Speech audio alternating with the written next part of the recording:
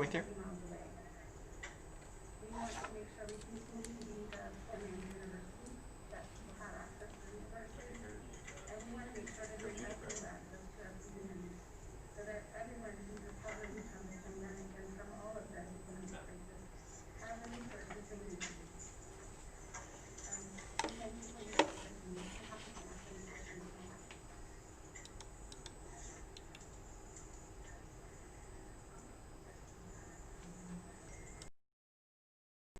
That was an introduction that you missed.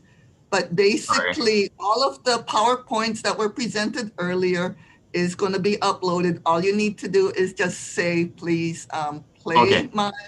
And when you're about to go to the next slide, just say next slide. And I see that Senator Bennett Misalucha has also joined us. Thank you very much. Okay, so Scott, go ahead. Thank you, Chair. I apologize for missing that part. So good morning, Chair San Buenaventura, Chair Yamane, and committee members. So as mentioned, my name is Scott Morishige, and I'm the Governor's Coordinator on Homelessness and Chair of the Hawaii Interagency Council on Homelessness. So thank you all for the opportunity to share with you this morning regarding the current state of homelessness in Hawaii. And I plan to review a few different sets of data, just share the general approach of the state during the pandemic in addressing this issue, and then hopefully be able to answer some questions that you have. I also wanted to acknowledge my colleagues who will be also sharing today from Partners in Care, their Executive Director, Laura Thielen, from Bridging the Gap, their current chair, Brandy Menino, and my counterparts at the 4 counties. Each one of my counterparts and my colleagues play a critical role in this work. And it's important to recognize just from the beginning that no one entity or agency can address this complex issue alone. The only way we're going to be able to continue to tackle this is to work collaboratively, really work together. So if we can go to my first slide, I wanted to start with just looking at our historical statewide point in time count numbers, just to show what the impact of homelessness was after our last major economic recession, which was in 2008, 2009. And PIT count data, it's just one data set we look at. We acknowledge it's not 100% accurate, but it does give a general snapshot and trend line of the homeless population over time. So as you can see, there was a gradual increase in homelessness over the years following the recession. And this number did not start to go down until just between 2016 and 2017. If we can go to my next slide. So just to recap, so this kind of recaps the chart I showed you that shows the trending. And after the last recession, homelessness increased in Hawaii by 2,100 people during that 7-year period between 2009 and 2016. That was a nearly 37% increase. And on Oahu, the increase in unsheltered homelessness was even more dramatic. It was an increase during that time of over 1,200 unsheltered individuals between 2009 and 2019, more than doubling during that time period. I share this because it's important to recognize that the increase in homelessness that we saw after the last recession was not a one-time spike, it was a gradual increase over time. And it's likely that any future increase that we see as a result of the current economic impact we're seeing related to the pandemic is going to result in a similar increase. That's not just a sudden one-time spike, but it's going to occur gradually over a longer period of time and probably on a greater level of magnitude than what we had encountered previously. The other thing I wanted to point out, if we can go backwards slightly, I apologize, to go to the chart. You can see in our point in time count data that there's different color codes in the chart. So the blue is persons in emergency shelter, red is persons in transitional shelter, and the green is unsheltered persons. One thing you can see that's occurred over time is that red number, the number of people in transitional shelter has gone down over time. And it's important to recognize that that's a reflection of policy decisions that's occurred at the federal level that has deprioritized transitional shelter, but placed an emphasis on permanent housing programs. So it just kind of shows the correlation, the decisions, policy decisions we make regarding allocation of financial resources do have a direct impact in the population trend numbers that we see over time. Okay, we can go back to the next slide. And, you know, it might seem that a lot of what I'm sharing is grim about what we can expect moving forward. But the trend data also did show some bright spots, and it did show that we saw a decrease, a downward trend in the numbers starting in 2016. So between 2016 and 2019, 2020, the number of homeless individuals statewide did decline by about 18%. And we saw that decline not just in the homeless point in time count data, but we also saw it reflected in other data sets that we look at. And it's important to recognize that we did see that downward trend, because understanding what contributed to the recent decrease will be helpful to understand how we can mitigate or reverse any future increases we see that are tied to the pandemic. And as I mentioned, you know, the point in time count is just one data set that we look at. And the trends that we do see in the PIT count do mirror trends that we see in other data sets. So if we can move to my next slide, this is an example of another data set that we look at. So this is McKinney-Vento Act data collected by the Department of Education for students that are homeless in our public school system.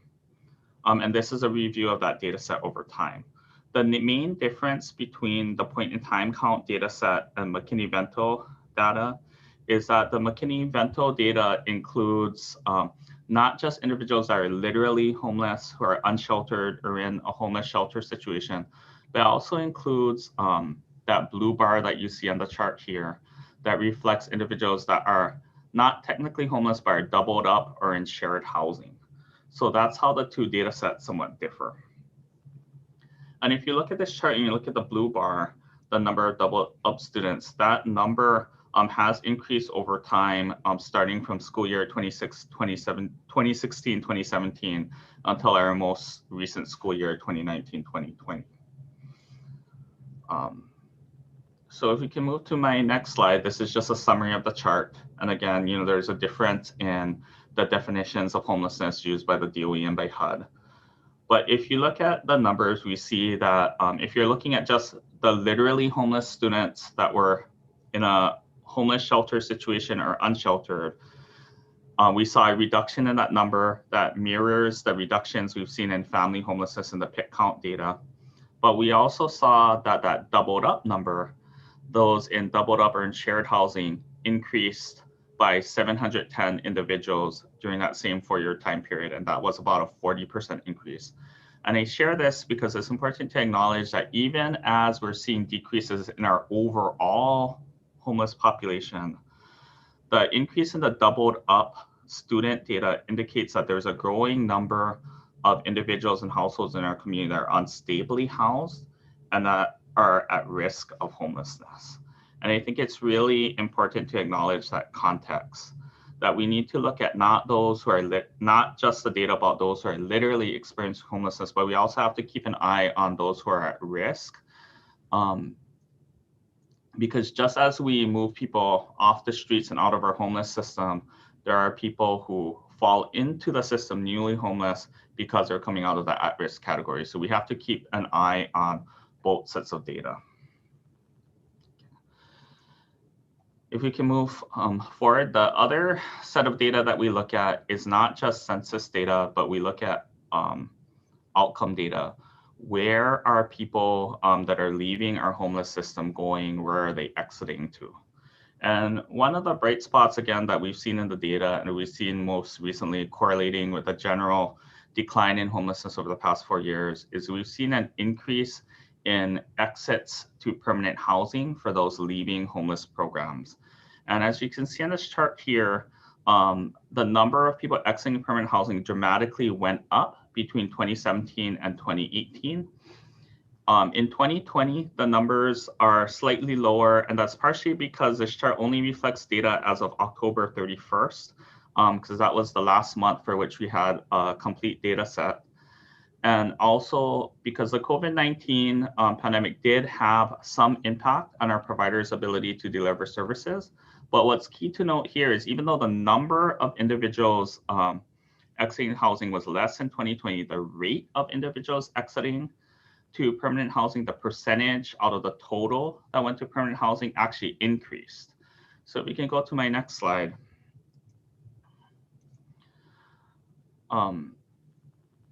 What happened in 2017 that contributed to that dramatic increase was just a paradigm shift in how our system operated and what we viewed as our end goal. So in 2017, the state took a number of strategic actions to really build out a housing focused system to make it clear that we're emphasizing permanent housing as an end goal and destination for our system. And some of the factors contributing to that were in 2017, the Department of Human Services implemented new performance measures in all of our homeless service contracts for outreach, shelter, and permanent housing that evaluated providers and tied a portion of their funding to their ability to place people into permanent housing, the ability of their clients to retain housing over time, and also the ability to move clients quickly through the system. So looking at shorter lengths of stay in the homeless system as a whole. Also at that same time, there were changes in the federal level that emphasized permanent housing programs over transitional shelter or transitional housing. And the legislature also provided increased funding in 2017, which enabled the state to expand our Housing First program statewide and to implement a statewide rapid rehousing program. So both of those were permanent housing programs that help people to not only get housed, but to maintain their housing. And again, even during the pandemic, we continued our emphasis on permanent housing placement. And as I mentioned, the rate of housing placement actually increased between 2019 and 2020 from 54% in 2019 to 55% in 2020. And on the neighbor islands in particular, they were seeing very high rates of permanent housing placement in the fall. So in September, I believe it was in the mid 70% for the neighbor islands, the rate of permanent housing placement. And in October, it was 78% for the neighbor islands as a whole. So I think that's really a credit to our providers and their ability to really continue doing the work on the front lines despite everything else going on in the world at the time. And I believe Laura and Brandy, when they present, will both speak to that a little bit further. If we can move to my next slide.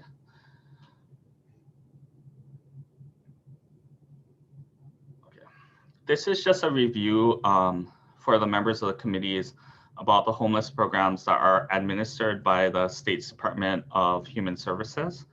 So the state is the majority funder for most homeless services in Hawaii. So they fund homeless outreach and civil legal services, helping to engage people who are directly unsheltered out in the community. The state is the primary funder of emergency and transitional shelters, including our family assessment centers located in Kaka'ako and in Puna. We also fund a state homeless emergency grant program, which provides short-term rental assistance for both homeless prevention and for individuals moving into a new place for the first time.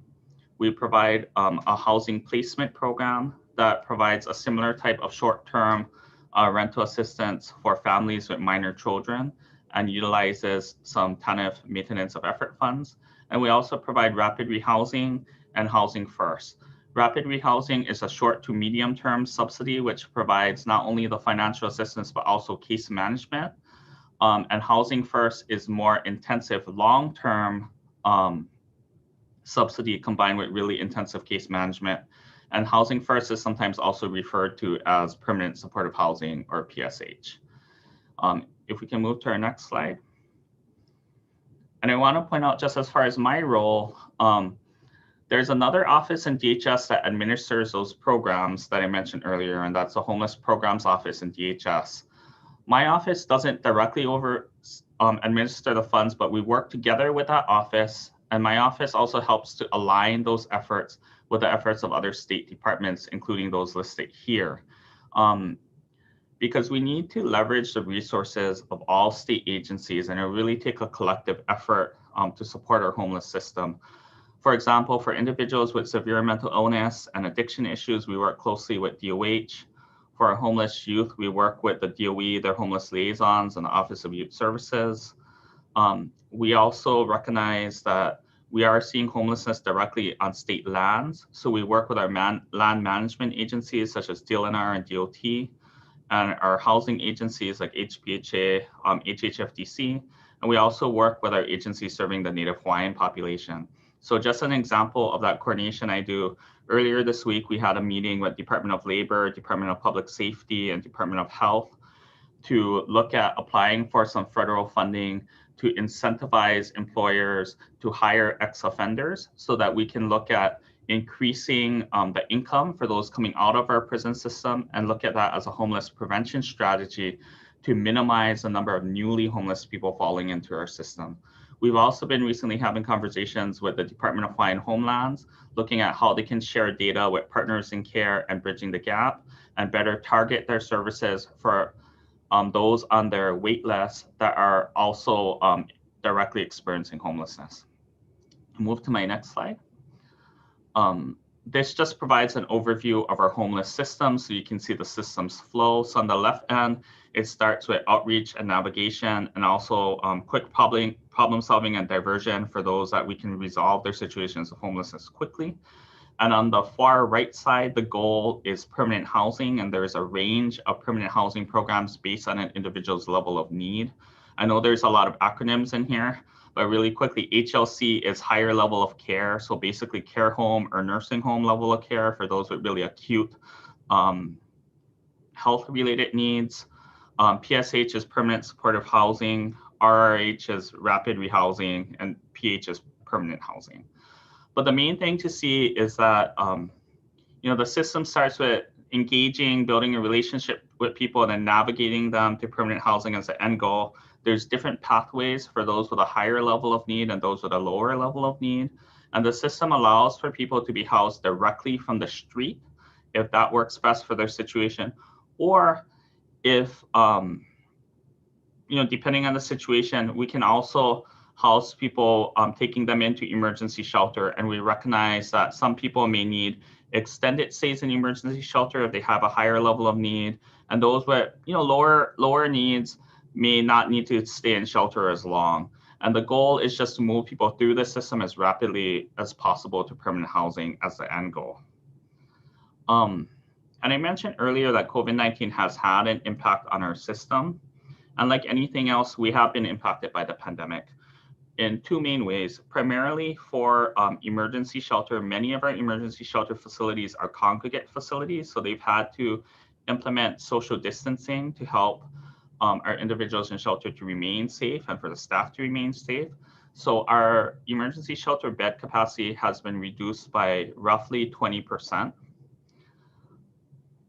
In addition, our outreach workers and shelter workers are frontline providers. So that also has had an impact on their work. They don't have the option of teleworking or working from home. They need to continue working out in the field, working in the community directly with those experiencing homelessness. But despite those impacts, our system has continued to function. And as I mentioned earlier, we've been continuing to place people in permanent housing, which I think is really amazing. And I'll share a little bit more how our system has adapted during the pandemic. Next slide.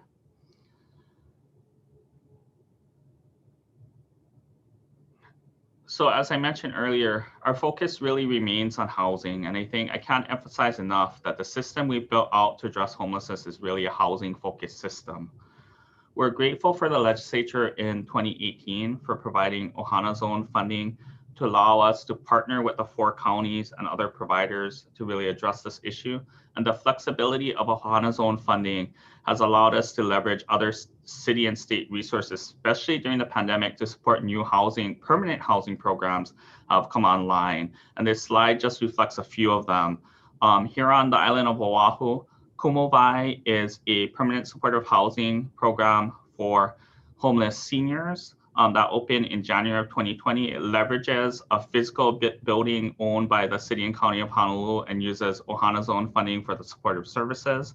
Halamaluhia is another example of a permanent supportive housing project on Oahu targeted with individuals fleeing domestic violence.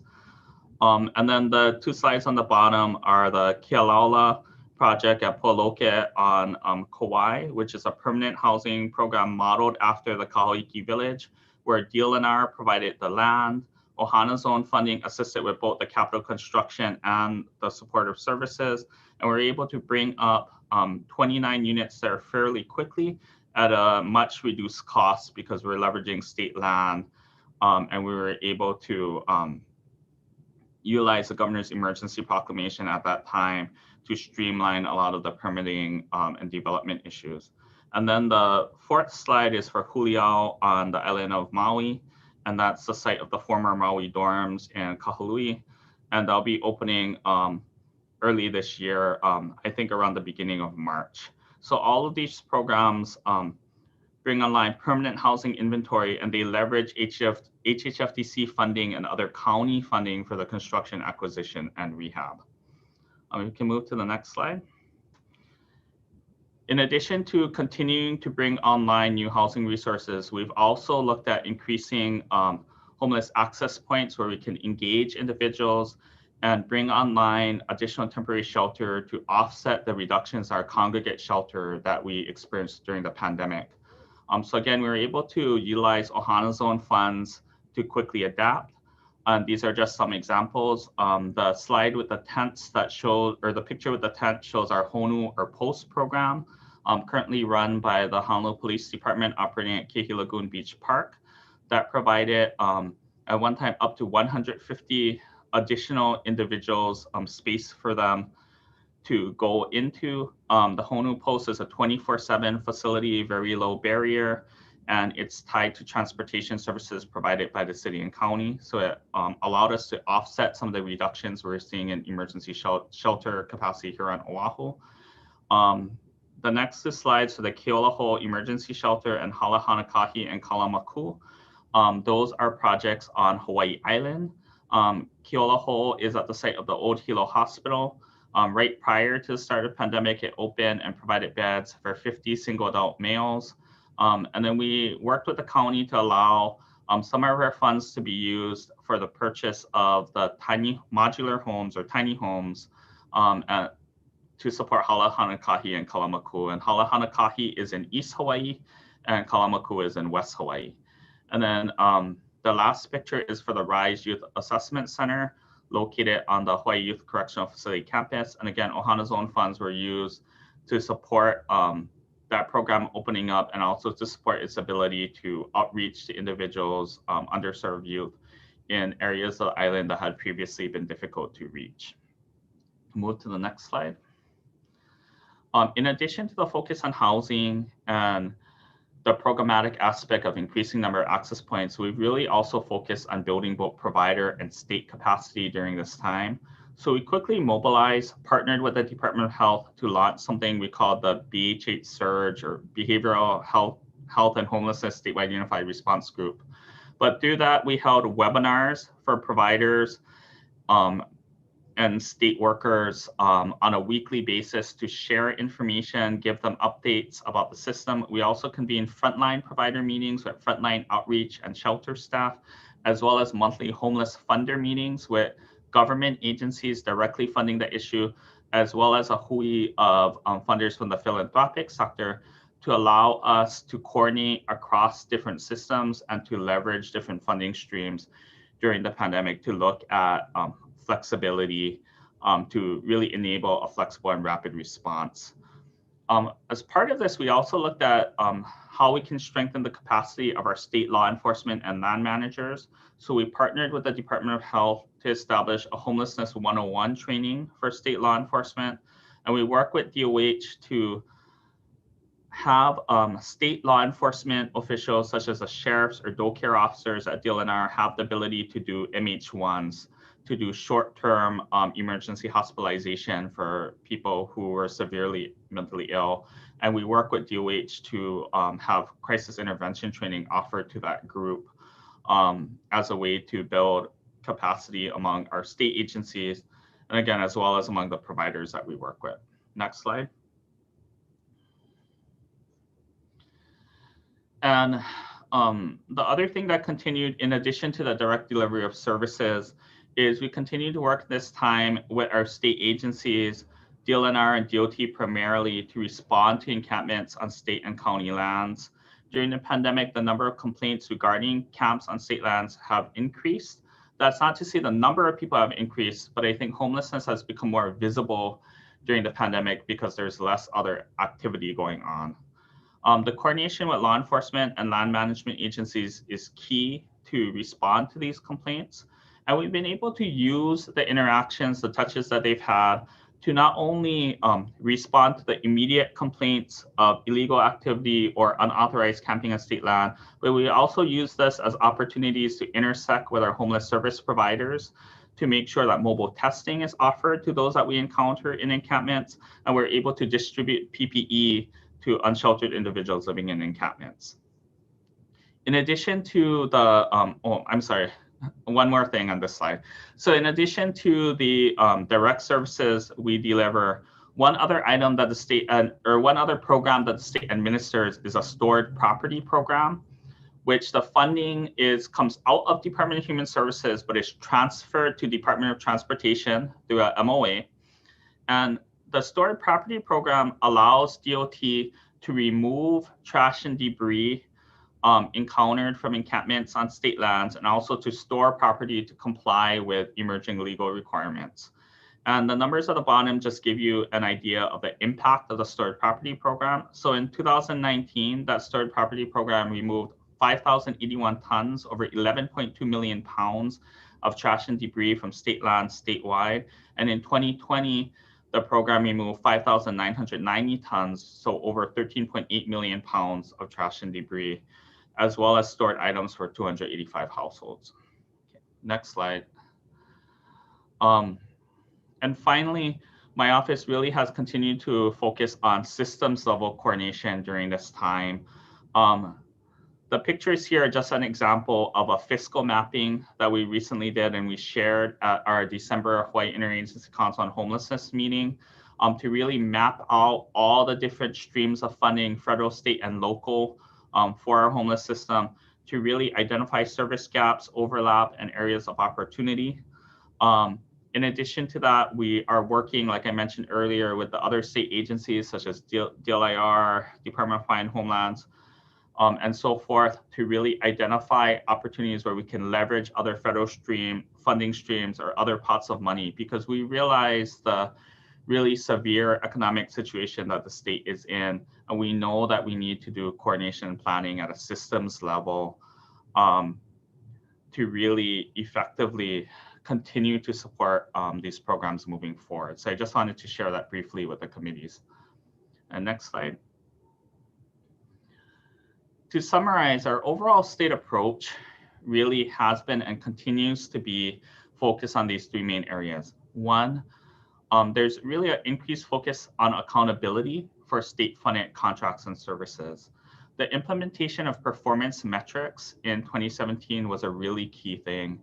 And prior to that, when I first started in this job, we would have some shelters where we were utilizing about only a third of the total available shelter space at any given time. And there were no clear metrics to really hold providers accountable if they weren't delivering the type of results that we were looking for. So that's a key part of state's approach.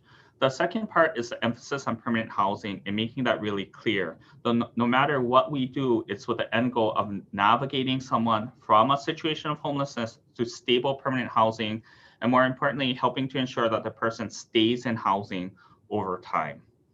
The third component of our state's approach is that we need an all hands on deck approach. This is not something that just the state, just DHS and DOH can address alone. We need all hands on deck to address the issue. And I think that's why I'm really grateful for the partnership with my county colleagues that will be presenting later today, as well as the partnership that we have with our two COCs, with Partners in Care on Oahu and Bridging the Gap in Neighbor Islands. There's multiple funding streams, multiple aspects of the issue of homelessness, so we need everybody involved. And I think that's a real key part of the state's approach to addressing this issue. Next slide. And then finally, if anyone has any questions, this is my contact information. We can be reached at 586-0193 or by email gov.homelessness@hawaii.gov, or you can also reach out and contact me directly. There's also a lot of helpful information available on our website at homelessness.hawaii.gov. And Our goal again really is to work with all those, everyone else presenting here today, keep our eye on the ball with housing as the end goal, and really look at the data to help us inform our practice and how we address this very complex issue moving forward. Thank you for the time to share, and I apologize if I went over time. Okay, thank you very much, Scott. So basically, members, if you have questions, we have a question and answer period at the very end, and we are running a bit late. I would like to welcome Senator Ihara to this informational briefing. And without further delay, let's move on to, and thank you so much. It was highly informative, Scott, especially it's great that you folks are looking for federal funding elsewhere. So without further delay, we have the two continuum of care providers. These are housing, urban, and development designations. We only have two continuum of care providers in the entire state. The first one is Partners in Care, Laura Thielen, for the island of Oahu. Laura.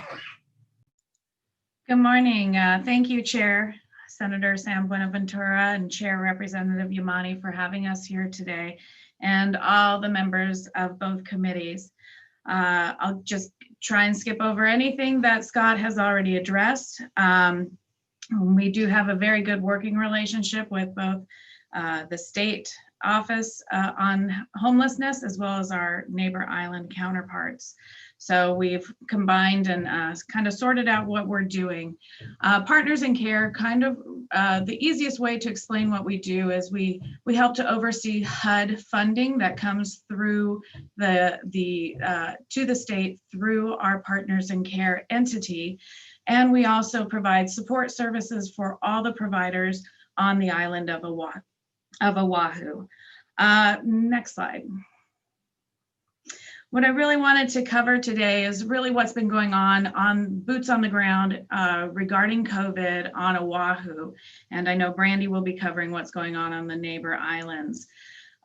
We were first made aware of COVID back in March that it had come to Hawaii, and we had to immediately pivot and change all the work that we have been doing. This was a combined strategy with many partners across the island and with over 60 providers that are part of our continuum of care. The most important thing that I'd like to suggest to us all is that we recognize that homelessness was a crisis before the pandemic. So we are not only dealing with the crisis of a pandemic, we have a crisis within the pandemic, which is homelessness. When we were first made aware that COVID was entering our islands, we immediately implemented suggestions and guidelines by CDC and the Department of Health. This led to a lot of shifting of how we do things here on Oahu. One of the biggest things that we had to immediately do is depopulate all of our congregate shelters. And we did this in a very thoughtful way. Because we manage the homeless management information system for Oahu, we are able to look at those folks who are residing in a congregate shelter or who are unsheltered and recognize whether or not they had underlying conditions or risk factors which would have caused them to possibly be more susceptible to COVID. For those folks, we put a special emphasis on moving them into transitional housing, where they would have their own units and have more of a safety and a healthy place to stay. And we also increased the number of referrals that we made to get people into permanent housing. This was essential to the fact that we had a very small amount of COVID positive cases within the homeless structure, which I give complete credit to the outreach workers and the providers who not only did not stop working, but worked harder under more difficult situations than they have in the past. They are our true frontline people in this epidemic of homelessness within a pandemic. We have continued to do outreach and housing services even during the pandemic. And we have also, as the governor, as well as the national eviction moratorium on evictions has helped to stymie at least a huge inflow into our population of homelessness. We do look forward and we see that once the eviction moratoriums do get lifted, we will see an increase in homelessness. But at this point, we are not seeing as many people as we were expecting. And we think we can pretty much rely on the eviction moratorium for that, as well as the ability for people to double up with family or ask family for assistance. Next slide. One of the other big things that we did during this time is we pivoted on the way that we do referrals. We used to do referrals as a group in a setting across the island. 20 to 30 case managers and outreach workers would meet on a regular basis and go through our listing of folks who are up for housing vouchers. We had to switch immediately from one day to the next to a complete remote system. What we did is we decreased the number of people that we met with and met with them online. And what that actually proved was that when we get a smaller group of stakeholders in a room or virtually in a room, that we have a lot more accountability. There's more things that are happening faster at this time than they were prior to the pandemic, which I think is pretty amazing. We also created the temporary quarantine and isolation center. And by we, I mean it was a true coordination between the Department of Health, the city and county, and providers. And this gave an immediate space for people to go into quarantine and isolation. It was used significantly throughout the first several months of quarantine and is still being utilized, although it has been moved at this point. As Scott mentioned, the Huliao Project, which was run by HPD prior to the pandemic, switched into the post model, which allowed folks to have their own individual tents. And that was seeing quite a few of individuals who at the time were very scared about the pandemic, and they didn't necessarily want to go into a congregate shelter. And this was a great alternative for some of them. And they moved, several of these folks moved into permanent housing after they left the post. We are also been using CARES funding since May to augment some of the services that we have here in Hawaii. And we are continuing to do that. CARES money for Oahu is coming through the city and county, and hopefully they'll be able to talk a little bit about those. I do have some slides, and they do have a good webpage on their CARES funding. The incorporation of the eviction moratorium is slowing down the inflow of folks, so that is wonderful. We can go to the next slide. But our most important work that we've been doing over the last couple of months is targeted outreach to folks who are still out on the streets. We could go to the next slide. On these community outreaches, we're really looking, the CDC guidelines at the beginning of the pandemic was to keep encampments of homeless folks intact, so that if there were positive cases, that they would not move further into the community.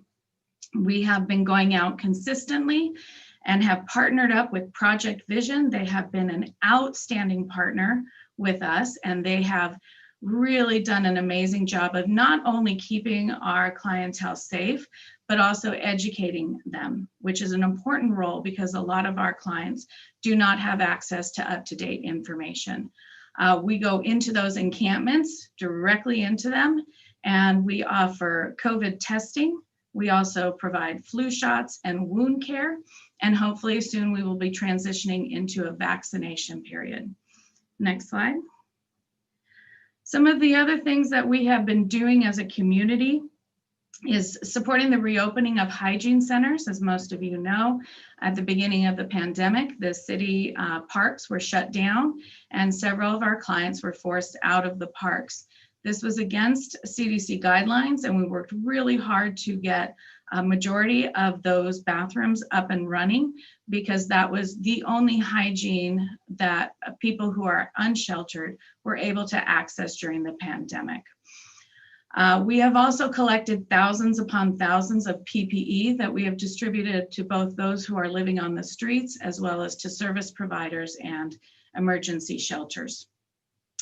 We also have become the hub for information for service providers on Oahu. At the beginning of the pandemic, we had a daily newsletter because, as you all know, things were changing on a daily basis, and we were trying to keep up with everything and give providers the peace of mind that they are getting up-to-date information on a daily basis. Over the last 2 months, we have decreased our newsletters that we are sending out, but we are still keeping all of our providers up to date on all of the activities that we are doing, including COVID testing and vaccinations. Vaccinations have been open to our providers for the last 2 cycles that have happened, which has given a lot of comfort to those providers that are literally out on the streets working with individuals. During this time, we also had to recognize that there were new people coming into providers who were working as outreach workers, case managers, and other positions. With those new folks coming in, there's a lot to learn. And so we needed to make sure that we are still providing as much information and training as possible. We've partnered up with Scott's office and with the city's Office on Housing to conduct numerous trainings, including our Homeless Awareness Conference back in November. And we often do lunch and learns for an hour at a time, several times a month, to educate providers on Social Security and other important information that they need to get out to clients and be able to do their jobs. Next slide. The temporary quarantine and isolation center was put together, and we were able to walk through this facility before it was opened. This was a great opportunity for folks who are experiencing homelessness to go somewhere safe. It was utilized quite a bit, and we are very appreciative of that great teamwork between all the entities that had that started. Next slide. We also had the post opening up. And one of the key things that really changed during this pandemic is we had a lot of community groups that, we don't necessarily know the names of them or what groups they are, but they go out and they have fed the homeless in the parks in the past. All of that pretty much stopped during the pandemic, which is completely understandable, but there was a lack of resources available to folks to get food. We worked really nicely with the Hawaii Food Bank. H3RC came together, and we have done multiple food drops out into the community because of the recognition that that part of services that were possibly provided before out in the community, we're no longer doing that. The switch from HONU to post, I just want to give a shout out to the folks who were really working on this. They really adapted pretty much from one day to the next. This new innovative program post out at Ke'ehi Lagoon. And at one point there were a couple of different sites as well. This isn't the solution to homelessness, but it was an immediate reaction to the possible needs of our community and the fact that hundreds of folks have stayed there over the last 10 months. Shows a lot regarding the ability of the police department to actually engage with our folks, and our folks that actually felt comfortable being supervised by the police in this facility and feeling the freedom to come in and have a safe place to stay. Next slide. I'm definitely an optimist, so I saw a lot of silver linings during this COVID period that we've sustained over the last 10 years. It is amazing the amount of better communication we have with every sector of our community, going from Department of Health down to outreach workers and all of that in between. We've also recognized that we have new partnerships.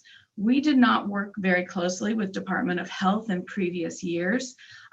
Usually that was an agency to Department of Health. We now meet on a regular basis with Eddie Mercero and his team. And we really have gotten to the point where we're not only looking at how we can help the situation right now during the pandemic, but also what changes do we need to make to our entire system so that the lessons that we've learned during this time can be used throughout time. And one of those things is the acknowledgement that we can succeed.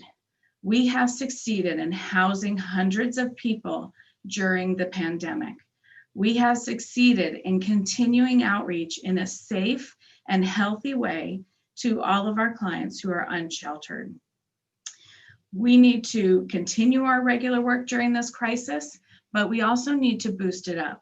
We have seen the impacts that the pandemic have had on our folks. The fear and the health issues that have come up have been pretty strong. Oh, you can go to the next slide. Just a real quick slide. This is really showing the different types of housing continuum that we have in our system. And it goes from emergency shelter down to market for sale. Next slide. The three components that we normally work with is obviously the emergency, permanent transitional, and permanent below 60% of AMI. We have different sources that fund these, and we will continue to seek out different sources of funding. As you'll see a little bit later, some of our priorities for this legislative session is not necessarily to ask for a lot of money, but to maintain what is in place now, because we do expect an increase in homelessness. And when the CARES money and other sorts of funding goes away, which it will eventually, we need to have a very solid foundation to make sure that we can still accommodate those folks that are experiencing homelessness, but hopefully move them into permanent housing. One of the other great things that happened during this pandemic is in November, HPHA, the Housing Authority, opened up their Section 8 voucher rolls. This has not been done for a long time, and they really did a great thing by recognizing that some of our folks are already leased up in short-term or medium-term subsidies, and they allowed folks who were already leased up to get a Section 8 voucher. This is a more permanent voucher than anything that can be provided in our homeless system. And it succeeded in getting several hundred people leased up and having a Section 8 voucher that will follow them for a good amount of time. Next slide. What we're really looking at now, that's continued throughout the pandemic. We have an increase in the outreach that we need to provide because some of those groups are no longer providing outreach on a voluntary basis. We need to continue to have our shelters depopulated so that there is not a big spread of COVID within those congregate shelters. We are also looking at the transitional housing and making sure that the most vulnerable folks have access to those services as well as permanent supportive housing. Rapid rehousing, we need to increase this ability, especially as we come off of the eviction moratorium. We have so many people that are on the precipice of becoming homeless. And if we can get them back into housing quickly, if they do enter it, this rapid rehousing long-term vouchers will be probably the most successful way to do that. The city is considering right now with COVID funds, a $25 million that's coming through the city for COVID relief. And we will be working on hopefully having about 300 rapid rehousing vouchers that will effectively keep people in housing for at least 12 months. During that time, the biggest responsibility is to get them either retrained in different work and career, and recognize that oftentimes it's not just a job that will allow a family to be self-sufficient, but the recognition that they may need to bring in another earner into their household to assist with paying rent. One of the other things that we've had over the last year that's been an absolutely wonderful program is our landlord engagement program. This is a program that actually goes out and its sole purpose is to get landlords to sign up with us and offer their units to our folks. This is absolutely essential for actually solving homelessness. If we do not have the landlords out there to provide their housing, we will not end homelessness. Laura, Yeah. I need you to move along faster, okay? And I was really strict last time, but Okay. we need to move on. Thank you. Yeah, we can go to the next slide.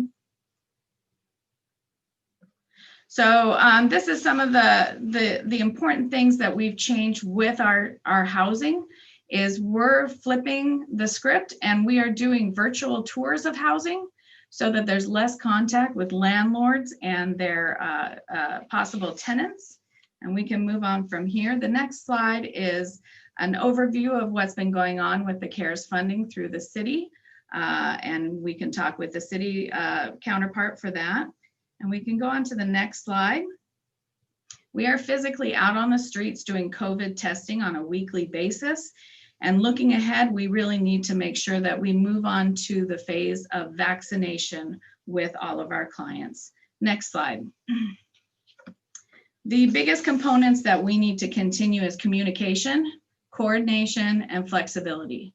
We have found during this pandemic that we are capable of pivoting when we need to, and we need to be able to do that even after the pandemic is over. Next slide. And we can go on to the next slide. And some of the questions that came up is a point in time count. And the next couple of slides are combined slides between myself and our counterpart, Brandy, BTG. Update on the point in time count. We have received a waiver to not conduct the unsheltered point in time count in 2021. This is due to health and safety concerns that we have. Due to the fact that we have over 100 individuals that assist with this count, and it includes an extensive survey that we do face-to-face with clients. We did not feel that this was a safe time to do the point in time count, so we have requested a waiver and received it for the entire state. We will be doing the sheltered count.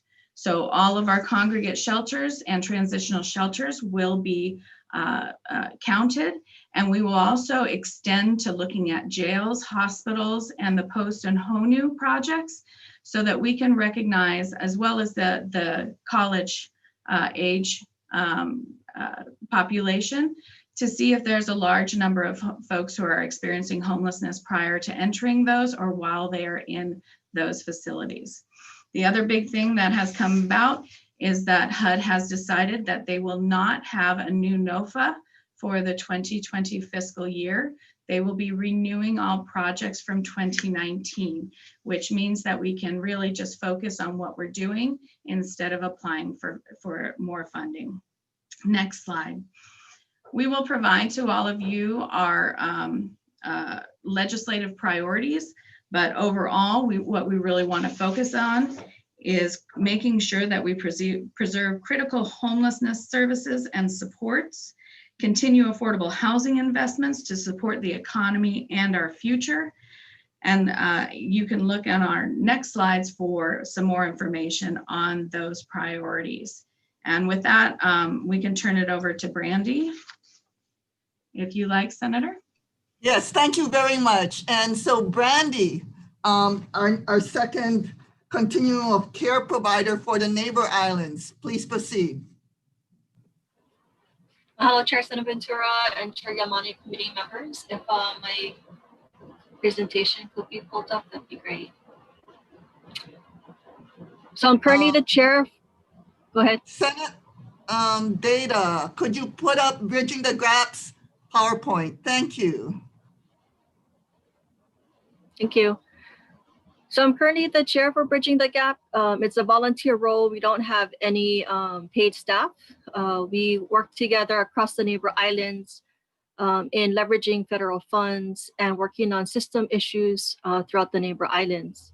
Hawaii has 2 COCs, and BTG covers Hawaii Island, Maui, and Kauai counties.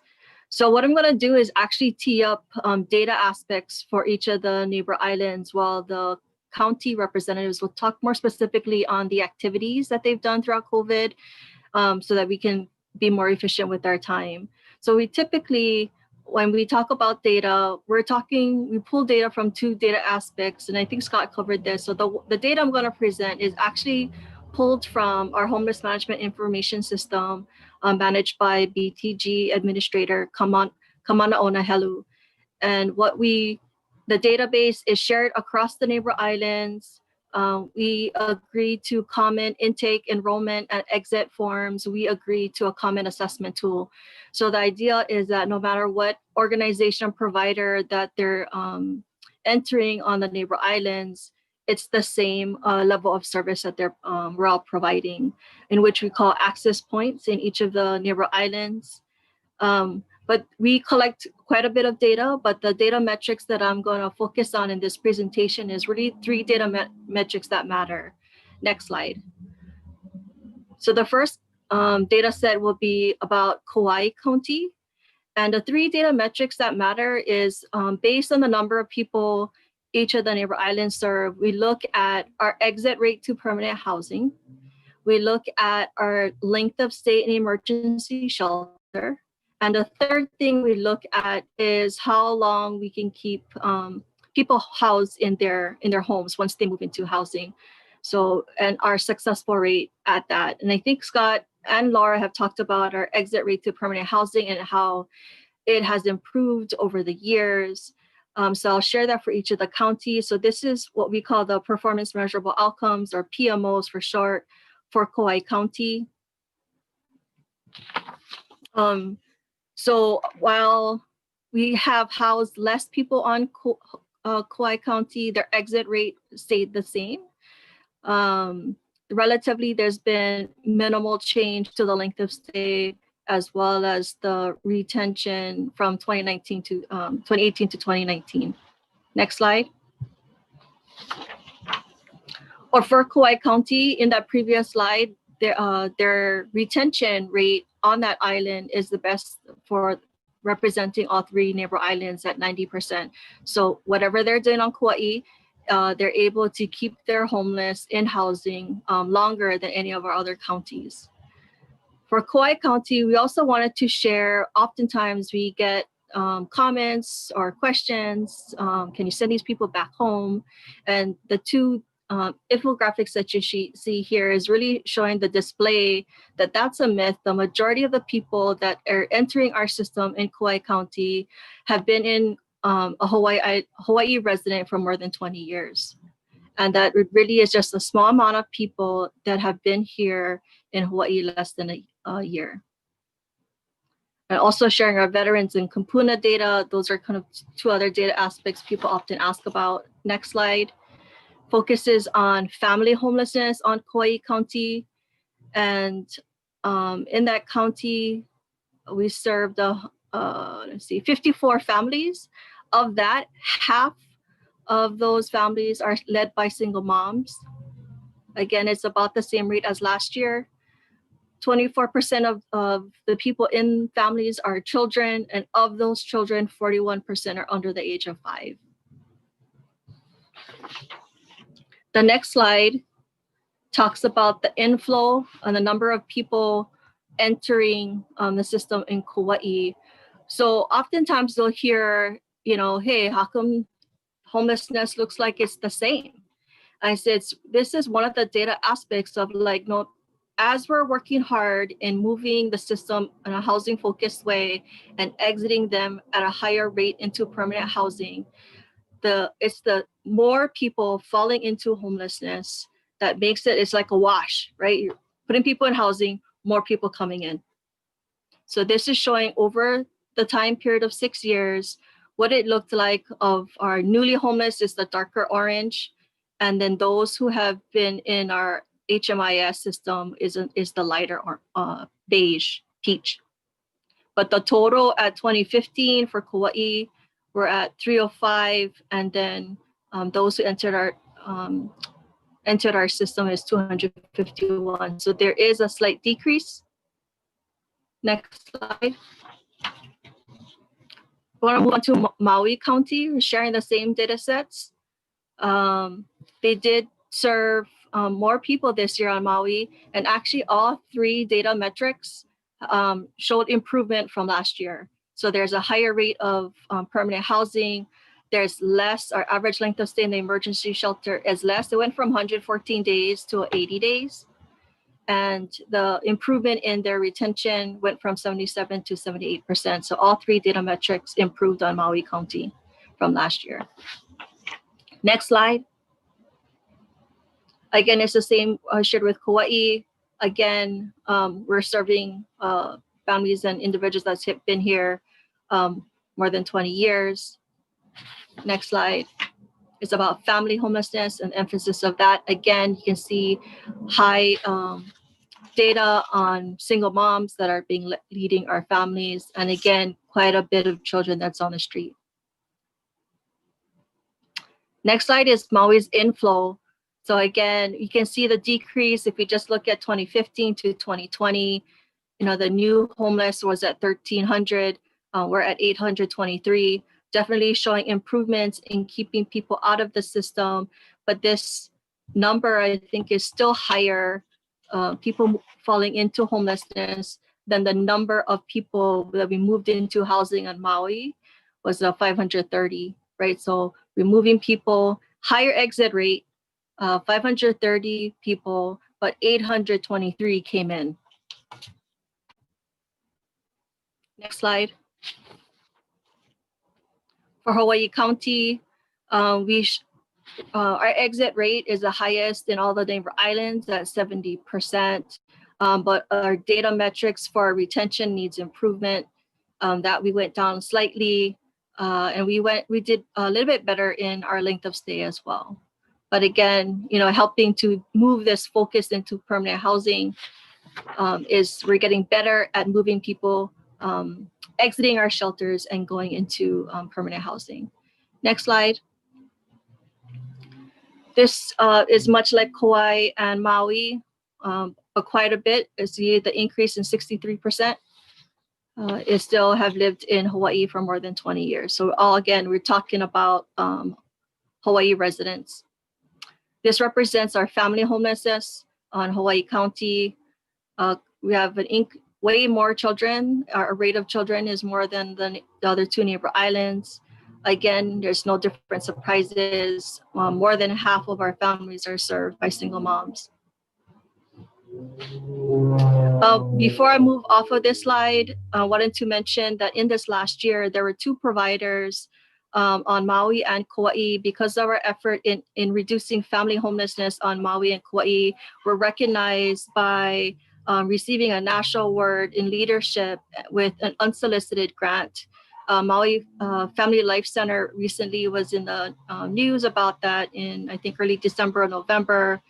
Over $1 million, and Hope Services Hawaii, which I'm the CEO of the Hawaii Island, also received a grant, $2.75 million in our efforts. So both our organizations are using that to continue to work on ending family homelessness in our respective communities. For Hawaii County, much like the other counties, you see at 2015, our numbers of coming into our system is at 996, and we are currently at 592. We're the only county in this data set in 2020 that's showing less people coming into our system, and we're housing more people. I think our number for Hawaii County was at 605. So it's just a slight difference where more people have moved into housing and less people coming into a system. So we're just turning that tide of seeing system changes. Okay, next slide. So when we talk about this in aggregate, representing all of the neighbor islands, this is what our data metrics look like in combining both Kauai, Maui, and Hawaii County data. So together we serve 3,700 individuals. Of our exit rate is at 51%. Our average length of stay is at 85 days, and together we are keeping families housed at 79%. Next slide. So this is what it looks like across the neighbor islands in aggregate. Next slide. This is what our family homelessness data looks like when we pull that out separately from the total.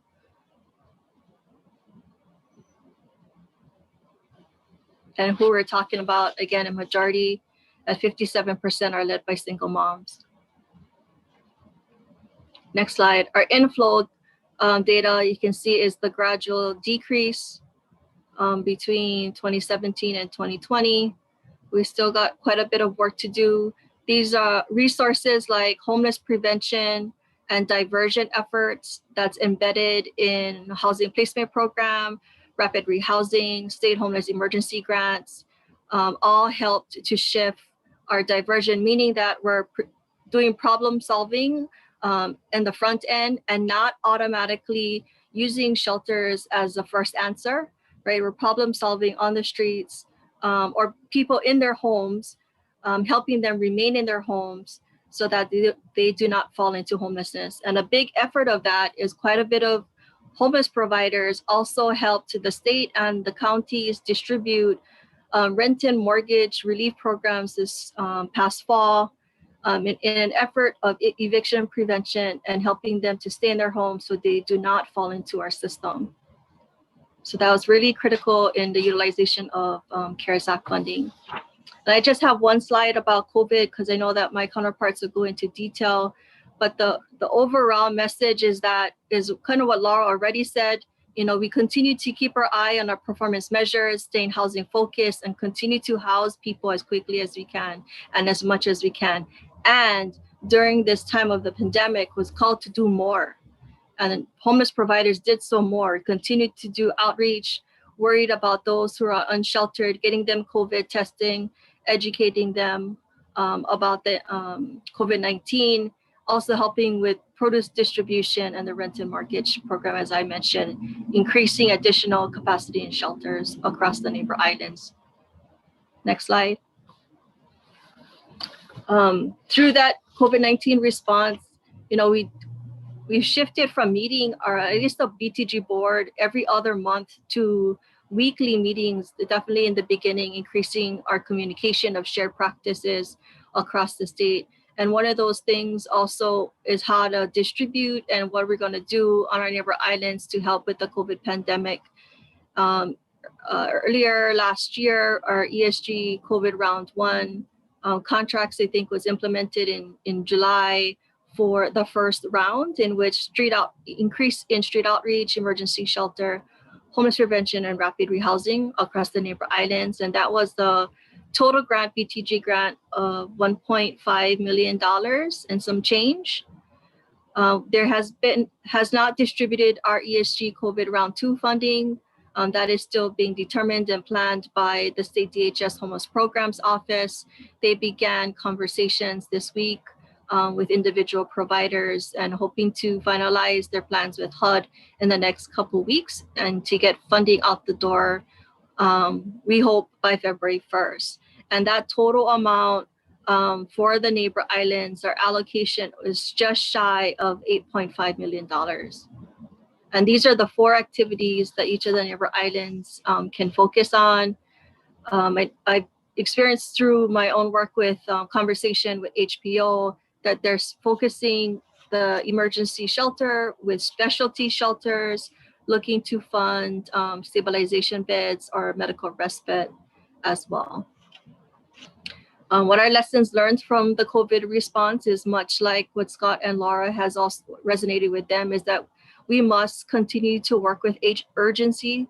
That's definitely what we've done across the state, and we need to continue to keep at that momentum. We need the state to continue to be flexible in their funding. They have during this time, and that was pivotal and a key component to being able to do more on the neighbor islands. We need to be mindful of making sure that the State Department of Human Services Homeless Programs Office have the staff capacity to manage increased federal funding. I just told you about $10 million just for the neighbor islands that has passed through this office. And when there isn't staff capacity, there's delays, right? So we're very aware of the ESG funding round 2 last summer, and the monies have not been distributed yet. So if we need to be quick on COVID, and if we don't be quick, is if we don't have the staff capacity. The other thing that impacts when we don't have the staff capacity is delays in reimbursement for providers. This is unprecedented times. I mean, they're distributing monies in the millions, right? And there's the same providers in each of our neighbor island communities. We're a rural island, so it doesn't like just appear new providers or show up. I said it's the same providers that are being taxed to do homeless work and eviction prevention work. So we need to be mindful that this office who is managing money can do that so that they can be sure that there are resources on the neighbor islands. What was a silver lining, like I mentioned before, is our communication has definitely improved across the state, definitely including and being more inclusive of the neighbor islands. Like this, the virtual meetings has been pivotal in making effective change and information quick and easy, where we are able to share practices across the neighbor islands and in the state, where we've been able to learn from the outbreak on Oahu, what we could be preparing for here on the neighbor islands to prevent outbreaks in our congregate shelters. So those are all key things that we work together to be better at, and they'll continue to have those conversations and partnerships. And then helping each other, right? Because this is all new for everybody across the state. And then we're watching what comes out nationally and what we can share with each other across the state so that we can get ahead of the impact of COVID. So we just ask for that to continue. I think my final last slide next is again, just what Laura had already shared. Our key messages is that we have showed and demonstrated with you that performance measure of outcomes and the investments you've made in our homeless programs work. Any cut that's being made in the homeless services arena will only take us back 10 years. You can see how long it takes to get back and move and shift and decrease when investments are lost. So it is really critical that we preserve homeless services and the supports budget this legislation session and continue to invest in affordable housing.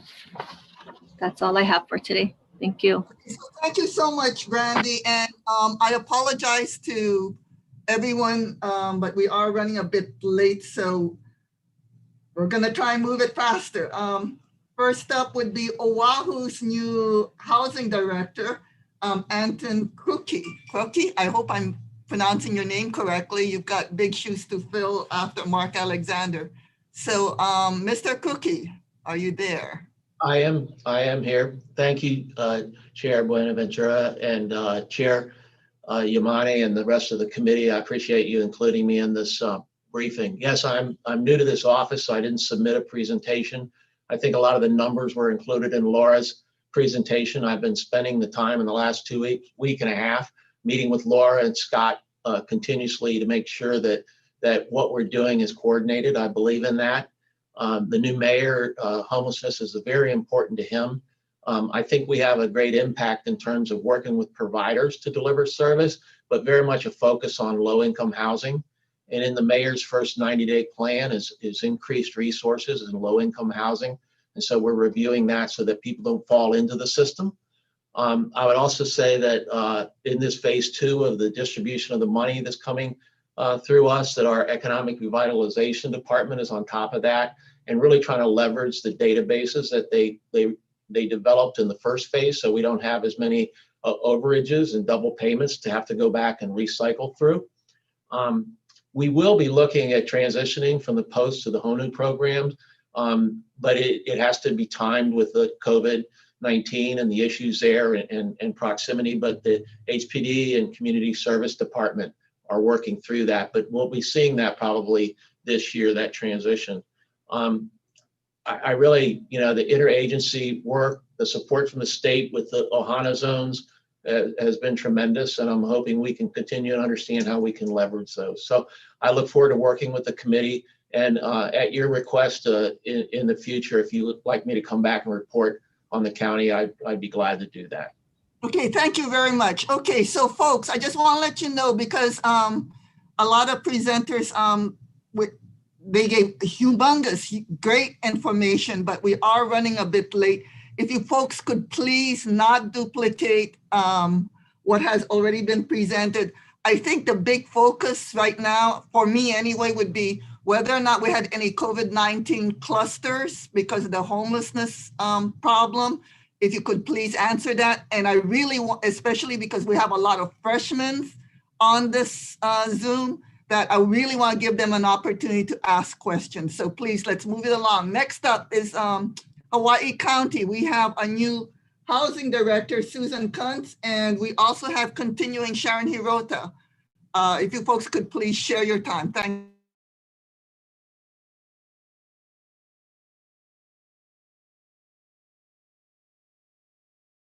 you. Susan, you're on mute.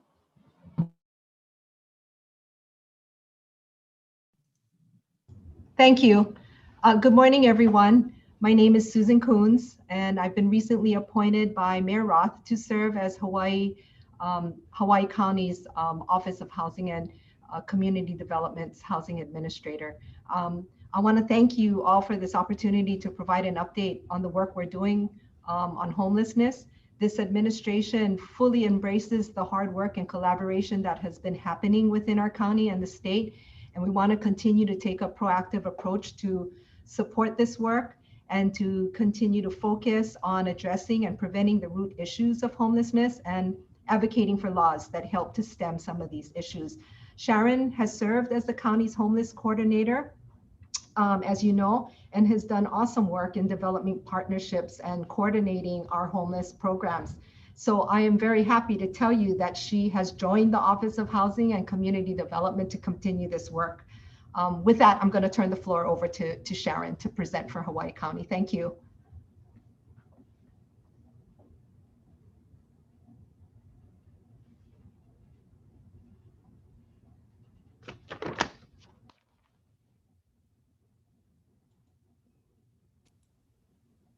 Good morning. Thank you, Senator San Buenaventura and Rep. Yamani for having us. So as Susan talked about, and I will keep this brief because I don't want to duplicate information that was already shared, and the PowerPoint presentation can be made available. But we can go on to the next slide. So the County of Hawaii, I would be remiss if we didn't certainly honor or recognize our community alliance partners.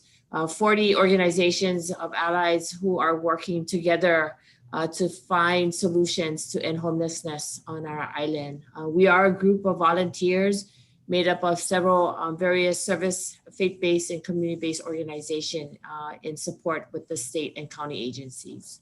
So next slide. So just want to talk about our achievements very quickly. We always talk about that addressing the pandemic, the COVID-19 pandemic is not our quote unquote first rodeo. So actively we've been responding disaster after disaster starting in 2018 with the Kilauea eruptions, and we're continuing to work through those responses. In 2019, we opened our Ke'olaho Assessment Center and Emergency Shelter. We implemented street medicine in East Hawaii, and we advocated for the set aside of Section 8 vouchers for those experiencing homelessness and on part of our by name list and coordinated entry system. In 2020, pre-COVID, we implemented the LEAD program, or the Law Enforcement Assisted Diversion Program in West Hawaii, and that was kind of put on pause due to COVID. We're in the midst of supporting the response to COVID-19. And in November of last year, we opened Hale Kulike at 34 Rainbow Drive and converted office space that was previously used by the UH School of Pharmacy into single room occupancies. So you can go to the next slide. As Brandy alluded and Laura in previous, the work of our outreach team did not stop. In fact, it picked up a lot during COVID to ensure that our most vulnerable community members were safe and had access to information as well as shelter if needed.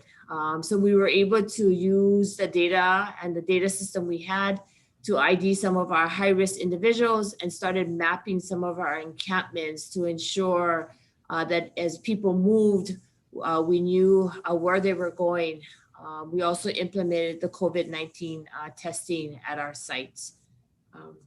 So next slide. So I talked about street medicine. So we mobilized our street medicine teams, most importantly in East Hawaii, we handed out information cards so that people could make contact if they were of need of help, in partnership with Hope Services, Premier Medical Group, HMS-HHH, as well as the Bay Clinic. Next one. We also knew that we needed to find shelter space, at least temporary emergency shelter space for our unsheltered individuals on the streets. And so very quickly, we were able to increase sheltering by 90 beds. So Hope Services partnered with the Holiday Inn as well as the Kamoala Inn on the north and west side of the islands, using hotel space to provide temporary sheltering. The county, using Ohana Zones, purchased micro units in partnership with our local HPM building supply, and purchased 50 micro units. We have 32 still standing in Hilo. And our partnership is that we are currently housing them in a parking lot of one of our county pools, using access to their showers and kitchen facilities. Also in West Hawaii, we opened up Kalamaku and have 18 of those shelters there in West Hawaii, again in close proximity to one of the county parks so that they can get access to restrooms as well as shower facilities. Next slide. So just a quick snapshot of, transformational changes that we've seen. These are two individuals that authorized the use of their photos, but you can see tremendously in 60 days, their before and after participating in the Holiday Inn Express. And so it's amazing what respites, access to case management, hygiene products, food, services can do to individuals. So next slide. Brandy mentioned, but we also did coordinated some food produce distribution, partnering with 6 community partners, for-profits, the National Guard, businesses, and faith communities to get these much needed food products out into the community. Next slide. And we also provided financial assistance at the request of the county through our civil defense. If there were individuals that arrived on our island with no resources, we were able to secure funding to connect them back on a return flight back to wherever they came from, so that they wouldn't be added to our system. We also were able to secure $300,000 through our CDBG CARES funding to provide rent relief to households that were financially impacted by the pandemic. So move on. Next. In addition to all of this, we continue to stay focused on our new programs. So our Family Assessment Center in Ke'au, as well as in Kailua Kona. So in West Hawaii, we opened up in the midst of the pandemic, a Family Assessment Center at our Nā Kahua Hale or Uluvini project. Ke'olaho Assessment Center continued its work. As I mentioned earlier, we also opened Hale Kuliki, which is 18 SROs or single room occupancy that provide permanent housing. And we continued our planning for our Kukui'ola Assessment Center and Emergency Shelter in West Hawaii. Next slide. So just want to kind of highlight, we called upon, we issued an RFP, and like they do, many of our CAP or Community Alliance Partners service organizations stepped up as a hui and was able to distribute $10.8 million into our community, sharing, using one application, one website, one database to minimize duplication of assistance. Next slide. The county also secured funding from the Cities for Financial Empowerment to open up a one-stop financial navigator program that continues and is funded through the end of June. Next slide. So I think we can skip through because Brandy shared all of this information. So next one. Next slide, next slide. And so I just, not going to go into detail, but the CAP recently finalized its 4-year priorities. So from 2021 to 2024. So just kind of highlighting some of the things we're focusing on is We're going to focus on affordable housing and supporting the work that is happening in our community and also advocating for additional affordable housing. Next slide. We're going to increase, so building community agency through advocacy, so our awareness campaign, community education, and focus on preserving and increasing social services. Next slide. Building hope through advocacy to increase supportive services. So certainly on our island, we want to increase mental health and behavioral health addiction services, stabilization beds, increase case management services so that people can continue to be connected and stay housed. We want to expand our street medicine, as well as incorporate new partnerships through our medical providers. Next slide. We want to increase our financial navigation, financial empowerment services to those who need it to ensure that they do not enter the system. Increase connectivity through employment and job training through our job center and workforce development division. And also increase domestic violence services and rental assistance provided to that population. So again, mahalo to all of you for allowing us to share. Next slide. Our continuous advocacy, empathy, and partnership saves lives. And again, both Susan and I are available to answer any questions. And we will continue to work with our local partners. So thank you. Okay, so thank you very much. And yeah, we still have 2 more counties to do. Plus we have questions, yeah, and we have a lot of questions. So if we could move along, I am killing some time because that way the data systems people can catch up on the slide presentations. Okay, so next up is Maui County, and this is Laurie Suhako and David Nakama. Laurie, I know you're on, so please go ahead. Thank you. Good morning, Senator and Representative Yamane and committee members. Thanks for having us. Let's move on. Next slide, please. One more. Okay, so I think this was contained in an earlier slide, but bottom line is that our total number of individuals served in the county has gone up a little bit since last year. Next slide, please. So, okay, wait, not that far. How about number of unsheltered individuals served? Yeah, there we go. Okay. So, like many of the presenters before us, our service system is really focused on permanent housing as a solution to homelessness. And so the figure that you're looking at, 530 individuals, is quite significant for us because even in the wake of the pandemic, our service system has continued to be focused on permanent housing as a way to keep those people permanently housed and not have them revert back to living in unsheltered homeless conditions. Next, please. So our exit rate into permanent housing has consistently improved, even again, as I said, in the middle of a pandemic. Next, please. So we're very proud of the fact that our nonprofit partners in the county have actually increased the rates, their rates into permanent housing to about 71% during that 6-month period when the COVID pandemic was at its height.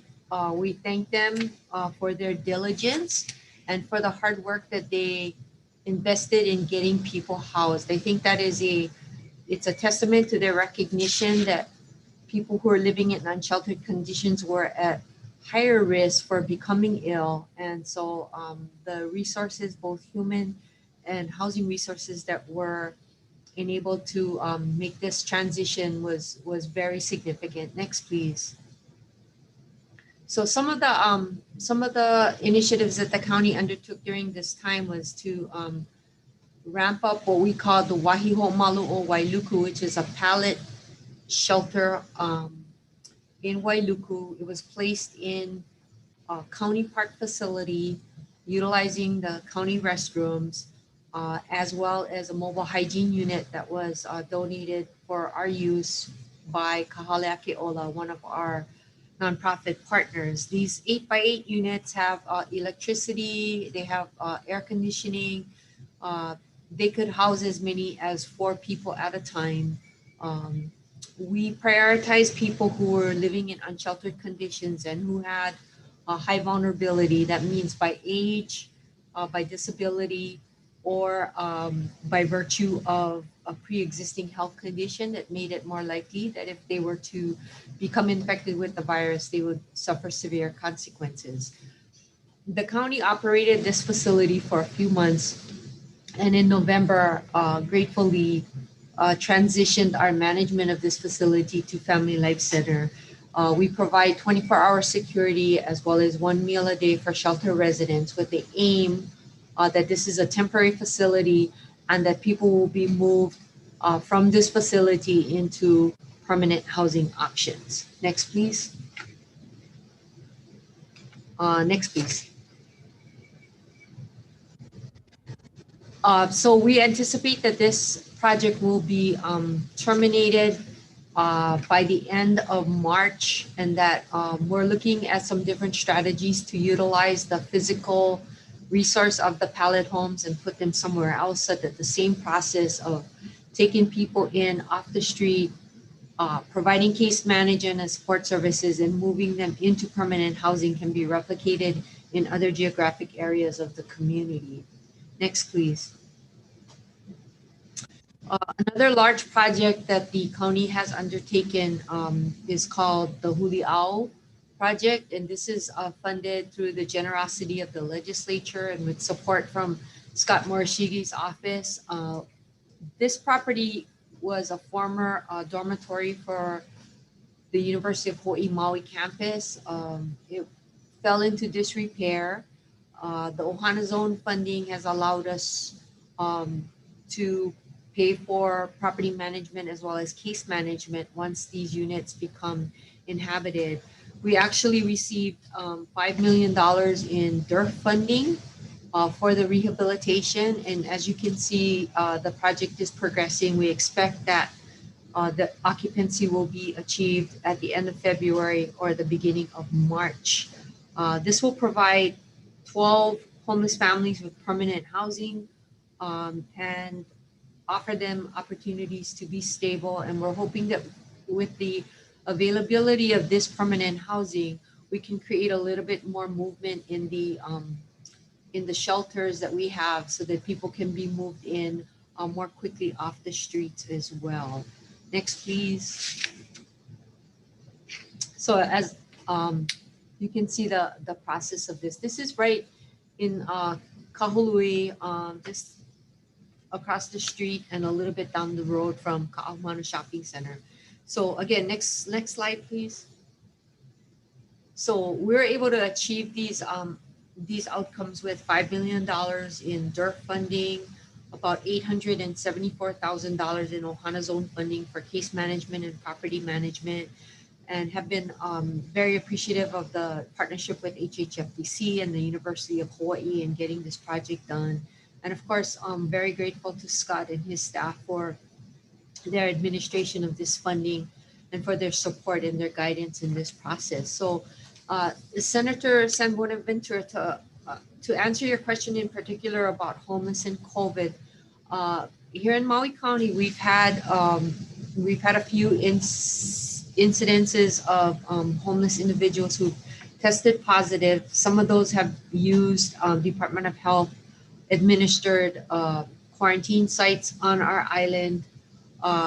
We thank heavens that we haven't had a large outbreak among the unsheltered homeless population, and we thank the outreach providers who have been very selflessly going out and providing PPE, providing instruction on how to properly use the PPE, and who've been reinforcing all of the public health guidance that we have been given about keeping safe during this COVID time. Like our county partners across the state, what we need to have is we need to have a more robust response to mental health challenges that people who are living in unsheltered conditions have. We need more case management that's geared toward housing placement and housing longevity. And of course, we need more affordable housing. And so, like our partners, we really appreciate the funding that's given to HHFDC through rental revolving house, the home housing funds, through DERF, so that developers can utilize these resources and develop housing that's affordable to people who make very little money. So I won't repeat anything else. I thank you for the opportunity to be here and to share.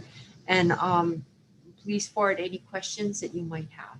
Thank you Okay, very so much. thank you so much, Laurie. I appreciate that. So while our Senate data systems is pulling up the PowerPoint for Kauai, we are going to have Ashton Varner, and members, remember to put in questions in chat. That way we know to call on you, and I put in the procedure there. And Kauai PowerPoint, Senate data. You folks are able to put it up yet? Not yet. But again, let's focus on COVID and let's not repeat. That way we can move this along. Absolutely. So while that's getting pulled up, I'll go ahead and start. Going to do my best to move pretty quick. So I'll be doing a lot of reading, but I promise I can give a more engaging presentation at a later date. So we could actually start on slide number 3, brief history. There we go. So this is a relatively new role for the county. It's about 3 years old, the role itself. And then this is actually my 6th month in the role. Started in July, so I've only known Kauai during COVID, and it's been quite a crash course. Next slide. So our Ohana Zone project is Kealala on Pualoke, and it's a permanent supportive housing with on-site case management. And a huge mahalo to the governor's office and the state funding the property. 50% of that funding came from the state, and the governor's emergency proclamation was key to moving quickly and efficiently. So we got up and running pretty quick. Next slide. We are trying to keep it as barrier-free as possible, and once our full capacity will be 22 one-bedroom units at $700 a month, and we'll have 6 studios at $500 a month. Our current residence is 21 households, which is 63 individuals. Next slide. In response to COVID-19, we implemented safe camping zones at 5 of our county beach parks through an official permitting system, and those permits are renewed monthly by park rangers from our Parks and Rec department. The county beach parks offer showers, bathrooms, and running water, which provide a more realistic way for the homeless to be able to shelter in place. This program has increased visibility through the community. So we don't have concrete updates on the numbers of homeless individuals, but the visibility has definitely increased. Next slide. So by having a large portion of this population in one place, outreach has become more efficient. It's easier to reach people, more people at one time, since they're located in those beach parks. All of the outreach events listed, other than one, took place at the beach parks. We also created a separate branch of our Kauai Community Alliance, specifically for outreach providers. So they've been collaborating more and having better communication through that. Kauai's COVID numbers have been low in general through various efforts. We have an outreach provider that can do COVID testing in the field, but we have not had many requests for testing nor instances of symptoms to offer testing. For vaccines, we don't have a rollout date for this population yet. I do attend weekly KEMA emergency management meetings, and I'm in touch with DOH. So we'll be able to establish a plan when we do have a projected date for those vaccines. Next slide. Last thing I wanted to touch on was our TBRA program that comes out of my office as well. It's a 2-year voucher program similar to HCV or Section 8 or HUD, but this one has a preference for homelessness. Currently, we have 19 households on the program and a wait list of 228 households. The issue there is our funding. So with the current funding we have, 19 households is about our capacity. Next slide. is the last one. And yeah, I hope this was quick enough, but I welcome questions online, offline, and engaging with you all. So thank you so much for having us. Thank you so much, Ashton. That was super quick. Okay, so I'm going to move on to questions and answers really fast. Now, Senator Misalucha has a very long question, and it's a question that has plagued us, I think, since the beginning. I mean, it's Scott and Lori and Laura and Brandy know that this has been a problem that I have brought up at every single homeless summit, that even though we have shown statistically a decrease in homelessness because of the encampments, the presence looks bad. And because of that, the public perception is that homelessness has actually gotten worse. So Scott, how do we address that? I think, through community engagement, through meetings like this, highlighting the good work that's been done, I think is a big piece of it. Basic education, so people are aware. A lot of people that call our office have no idea about all of the different programs that are available in the community to address this issue. I think the other thing is recognizing that we need to continue the emphasis on housing. As everybody said, unless we have more housing inventory, even if we can take people into a temporary location, there's no place for them to exit to. And we need to know that right now, a lot of people are transitioning housing directly from the streets. So that's where the engagement happens. The last thing I would say is just as critical and important as the direct services, the stored property program item that I mentioned is a key piece for the state. And right now, we have a one-time appropriation that we're stretching into this fiscal year and next, but that is not in the budget as a recurring item, and that's the money that flows as a pass-through to the Department of Transportation. That funding allows state agencies to better manage land and address encampments, to directly respond to the trash and debris and the public health and safety issues. If there's any legislators, members on the committee who need assistance in responding to constituent complaints or responding to those concerns, please contact my office. We'll work with the different partners involved to triage and coordinate with the social service response, as well as directly work with the land management agency and whatever law enforcement entity has jurisdiction. I hope that helps, Chair. Okay, so I just want to bring up a really short comment, and that is because of COVID-19, one problem is we cannot have congregate housing. So I think that is also one problem with the perception, is that you folks are not sweeping people into these homeless shelters because you don't want the congregate housing. Is that correct, Scott? I think that is a concern, and the CDC has issued guidance not to do large mass displacements because of that. And because the reality is, like I mentioned, a lot of our shelter space, or even programs like Post or Honu, are congregate. So we're sensitive to that. But I think the real long-term solution, like I mentioned earlier, is we need to figure out a way to increase the number of housing beds available so that we do have places to transition people to.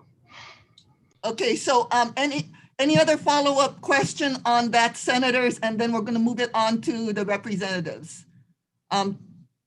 Bennett, did I answer did the question is answered? It was, but I have additional questions, but because of the time constraint, I'm going to defer to our representatives for additional questions. Okay, and I don't see Senator Carr with questions. Okay, so Chair Yamane, your representative. Representatives, I don't see, do any of you have questions? I don't see any noticed in the chat. I see Rep. Capella has her hand up. Thank you very much, Chair. Thank you to everyone who presented. I have one small question. And I know that homelessness on streets has been getting better thanks to a lot of your folks' efforts. But I do have a question about the people who aren't necessarily on the streets, but are that don't have stable housing, like victims of sexual exploitation or domestic violence, which we know through COVID has gone up and spiked. I was wondering, how are they being helped? If you folks could answer that. I can answer for on Oahu. We've actually increased some of the resources that are going to be available to those who are victims of domestic violence. Women in Need has been able to open some transitional housing for that. We have also started to incorporate a coordinated entry system so that if those folks, there's not enough resources in the DV community, that we make sure that we allow them to enter the homeless system so that they can get some of the resources that are available there. So we are well aware of that and we are working on it. Thank you. And on just a general statewide level, we coordinate very closely with the DV sector as well. So we work with Angie Mercado, who's the executive director of the Hawaii State Coalition Against Domestic Violence, and both the Department of Human Services, Social Services Division, and Attorney General's Office, which administer the contracts for DV services. So we meet with them regularly, and part of our discussion during COVID has been how to ensure that there's COVID testing available for that population, and that they're informed about information about isolation and quarantine facilities as that information becomes available. So I think we're in constant communication. And like Laura said, there's a number of efforts to bridge housing that does target individuals fleeing domestic violence. And on Oahu, another example is our Huliao Project in partnership with the city and county of Honolulu, where we've created permanent supportive housing specifically for that population. And if anyone would like to discuss that further, I think we're open to that to share information. Okay, any other representatives? So, aloha, this is Sharon from Hawaii County. I just want to share that on Hawaii Island, we also recently, about a year ago, one of our nonprofits received a grant specifically to provide support to those exiting out of our DV shelters. And so we've set aside some of our housing projects specifically to address those families and households. Okay, thank you. If I see no other representatives, the chair is going to ask a question to Mr. Morishige. Mr. Morishige, you know, I've been going over the DHS budget that the governor posted, and you know, some of the programs that you have been mentioned actually are not funded through the governor's proposed budget. So in my initial reviews, it looks like $10.4 to $12 million in homeless programs right now are in limbo regarding funding for the biennium. In light of the monies that were mentioned regarding COVID, is there any plans from your office on how to fund these programs in its current state or even in some type of reduced state? Where are you planning to seek the additional funds for the programs statewide? Thank you, Chair, for the question. You know, in terms of the 10.8 million that I think both the COCs had mentioned as priority, Department of Human Services has been informed by Budget and Finance that Budget and Finance's position is that those items are included in the governor's base budget as recurring items. However, historically, those items have been funded on a year-to-year basis. The department has drafted a bill to request general fund appropriation for those items, just as, you know, because we know that there is a question about the status of those budget items. We also, as I mentioned earlier, as a system are looking at where we can identify overlap, identify efficiencies in funding on a broader systems level.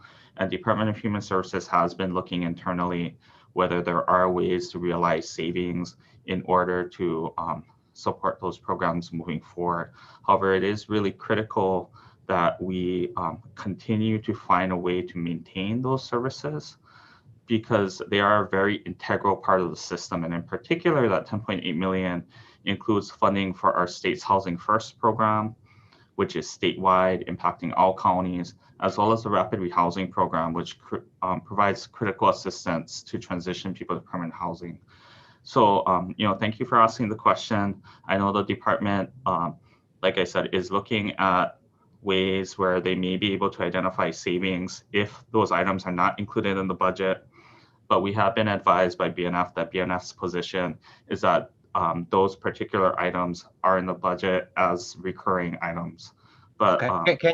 Can you then send that to me, the exact program ID? Because I was unable to find those programs even as an attached issue. So if it's in the base budget, then also too is if you guys are floating a bill, and I know you're only stating general funds, but as you know, BNF even has been stated by the director of BNF is that the general funds will be coming from someplace else, right? So is the administration then in that bill identifying where that 12 million is coming from? So for example, is it coming from DHS and which fund, as well as, or if it's coming from another agency that will be shifting their funding over to DHS to cover this?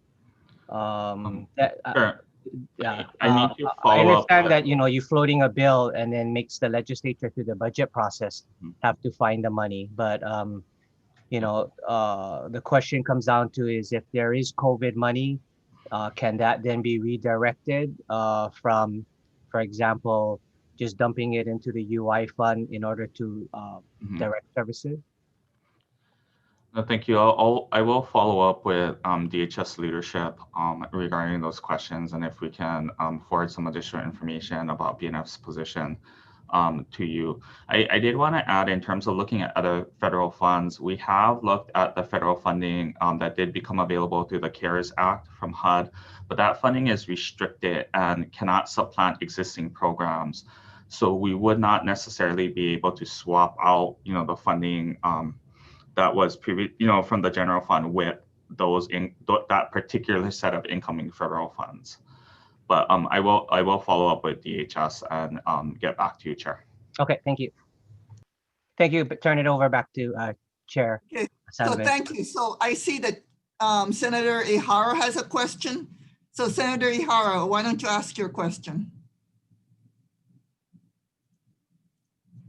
You need to unmute yourself. Thank you. Way back in when Governor Linda Lingo was, when she was governor, I was on the Human Services Committee, and we had a major effort way back, I think in early 2000s, and there's been a lot of good effort done.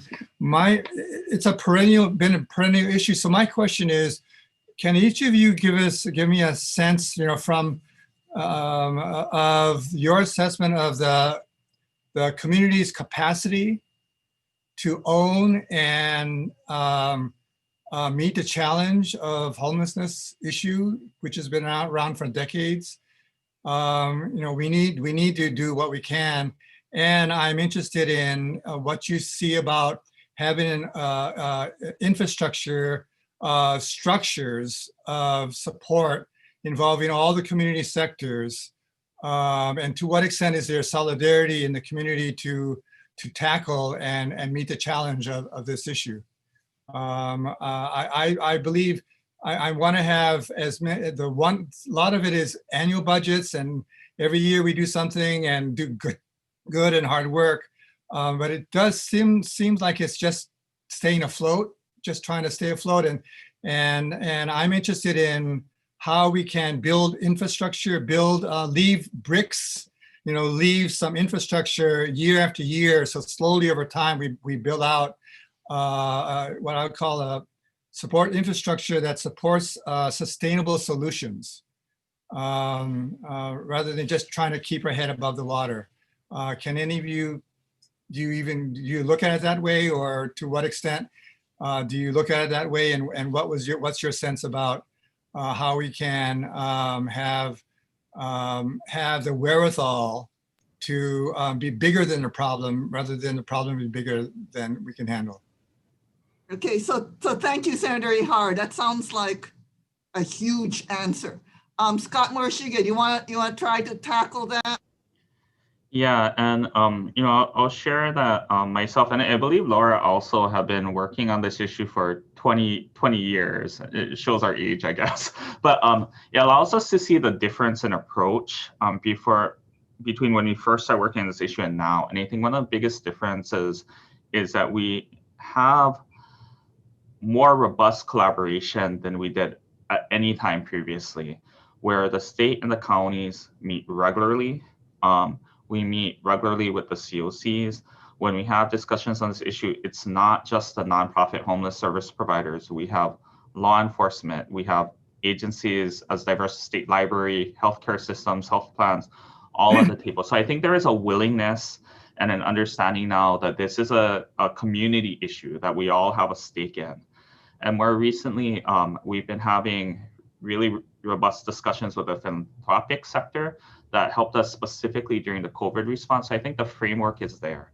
I think the challenge is we need to really invest in the capacity of our system, the capacity of our homeless service providers. I think some of what the city and county is looking at with the federal money coming down for services there is seeing if they can use that as a way to look at how can we pay some of these frontline workers a little bit of a higher salary to recognize the critical nature of what they do and to incentivize more people to come into this field of work. We're looking at how can we provide training across the board at all aspects. Like I shared on the state level, we're even providing training to land management and law enforcement. So I think that the pieces are there now more than they've been at previous points in time.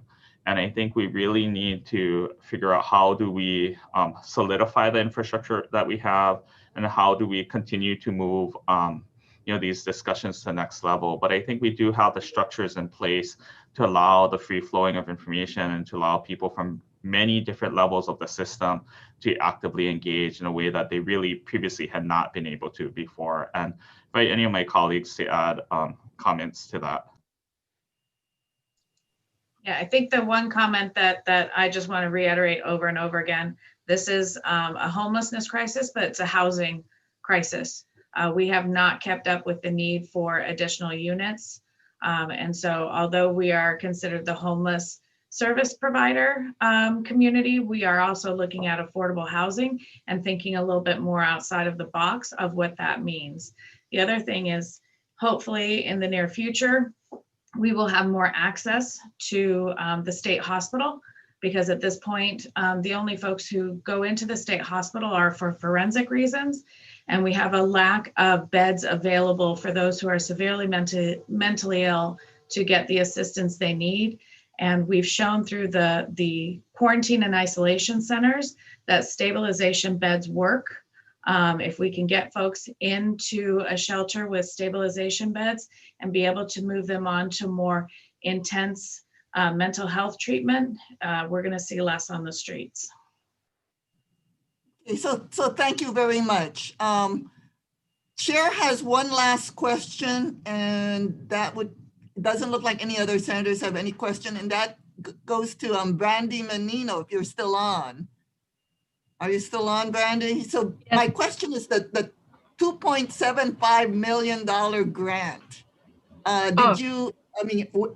where did you give that out to all the various counties? And the $1 million grant, I think, was to Oahu. 2.75 million was for neighbor islands, because I didn't hear from all the other neighbor islands what they did with the money. So what happened to the money, or is that part of sustaining what you folks are gonna be expecting cuts in the future? What's the plan? So the 2.75, I think that you're asking about is our private grant that we got in the philanthropy community. Is that the one? Okay, so we did get that in November of 2019 and had plans for it, and then COVID happened, right? So it's specific to family homelessness. It's not for the general population homelessness. What we've done was pivot and respond to COVID. But in the last quarter of 2020, we organized No Kiki Left Behind campaign and messaged that out. So basically, on the neighbor islands, we've been doing this through actually the Housing SAP with Hawaii Community Foundation. We've met since 2014 and have been meeting throughout the state, all the family shelter providers. You know, it's really through that work and that effort in working together, specifically on family homelessness, that we met the consultant, you know, the common assessment tool I talked about, Ian DeYoung. He was one of the advisors to that fund. And so he recognized our work and our plans to use that funds is towards scaling up our efforts in family homelessness. And we've shown that through our data. That was the second round they distributed grants. The third round was just announced in 2020 of November. And that's Family Life Center was awarded that leadership grant. I don't know offhand exactly what it was on the amount, but it was over $1 million. But again, it's specific to family homelessness and those initiatives. So it's up to the organization how they're going to use that money, but it's really only to impact family homelessness. Okay, thank you. And I have one last question that this is for Lori of Maui County. I was really impressed with those pallet houses, but you said that they're supposed to come down in March, which is in a couple of months. So what's going to happen to those pallet houses? Thank you, Senator. We hope to have them reused.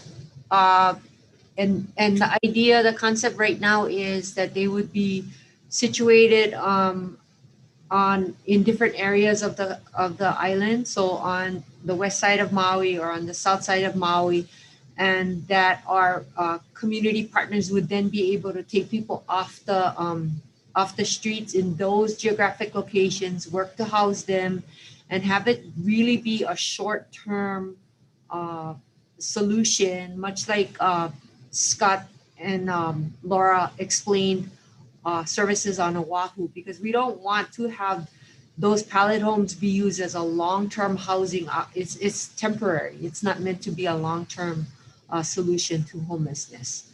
So yeah. So it's like the Oahu version of, it's like the Maui version of the Honu project on Oahu then. It could be, yeah, but we're very much focused on not so much transitioning people from those pallet homes into another shelter situation, but moving them into more long-term permanent housing. Okay, so seeing no further questions, we're gonna call the meeting to an adjournment. Do you have any other questions, Chair Yamane, from the representative side? No, we're good. Thank you. So I want to thank everyone, and I really appreciate Ashton. I really appreciate the public beach safe zone you got, because I think that was one of the things we were pushing on Hawaii Island that our mayor refused to, our old mayor refused to consider, but it looks really good. I really appreciate the counties all telling me there are various ways of how you folks are combating homelessness. And it appears you folks have been able to successfully control COVID-19, which is wonderful. Having nothing further, I appreciate you folks coming here. Aloha.